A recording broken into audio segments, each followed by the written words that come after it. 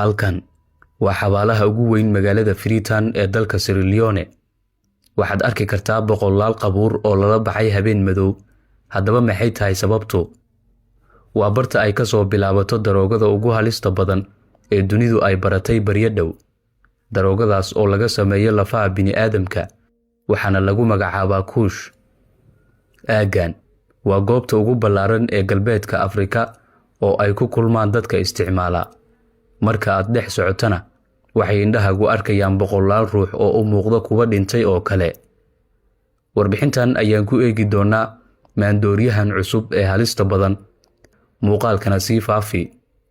Dalka Sierra Leone waxa uu ku yaalaa galbeedka qaaradda Afrika. Marka aad joogto magaalada Freetown ee dalkaasi oo aad dhex mushaaxayso wadooyinka magaalada, dadka oo dhan waxay u muuqdaan sida tan.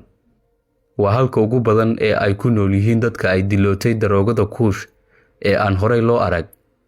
Daroogadan waa nooc ka mid ah maandooriyaha khatarta badan ee sanado dhow soo ifbaxay. Dadka isticmaalana waxay noqdaan sidan ruux dhimatay oo kale. Markii ugu horreysay waxa lagu arkay galbeedka Afrika, gaar ahaan waddankan Sierra Leone, kolkaas oo imika laga joogo qiyaastii 7 sano. Hase yeeshee 2 sano ee u dambeysay ayaa si weyn ay ugu faaftay gobolka galbeedka Afrika iyo adduunka kale. Daroogadan waa mid ka duwan intii hore ee la yaqaanay, waxaana aad loo hadal hayaa in laga sameeyo lafaha bini'aadamka human bones. Barnaamij documentary ah oo sanad ka hor ay ka diyaarisay warbaahinta Channel 4 ee laga leeyahay dalka Ingiriiska ayaa daaha ka qaaday warbixin xasaasi ah oo ku saabsan daroogadan. Halkan oo ah xabaalaha weyn ee magaalada Freetown ee dalka Sierra Leone ayaa lagu arkay in la faagtay oo lala baxay lafaha dhowr qabri, kuwaas oo goor hore lagu aasay halkan. Ujeedada waa in lafaha meydadaasi loo adeegsado in laga sameeyo daroogadan la yaabka leh ee lagu magacaabo kuush. Isugeynta kiimikooyinka iyo lafaha bini'aadamka ayaa la sheegaa in ay tahay waxa loo adeegsado maandooriyahan. Waana waxa ka dhigaya arrin cusub oo dunidu ay la fajacday.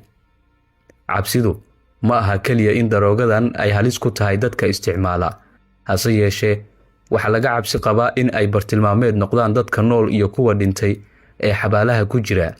Sidoo kale waxay tani horseedi kartaa in uu ku dhaco waxa loo yaqaan cudurka cannibalism ee loo fasiro dad cun, maadaama ay imikaba cunaan lafaha.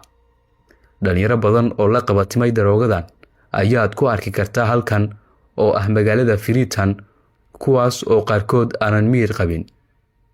Mid ka mid ah dadka la qabatimay oo ka hadlaya barnaamijka documentary-ga ah ayaa yiri, waxaan jeclaan lahaa noloshayda in aan hormariyo oo aan noqdo dhakhtar mustaqbalka si aan u dabiibo dadka, balse maanta waxa aan noqday mid dadka lafahooda cuna. Kuma faraxsani, laakiin waxaan jecelahay inaan ka baxo. Qaar badan oo ka mid ah dalalka dunida waxay mamnuuceen daroogadan iyada oo aan xataa soo gaarin.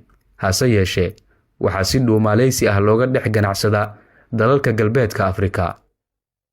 Bal adigu aragtidaada hoos nagula wadaag, muuqaalkana laag saar oo sii sheer gare.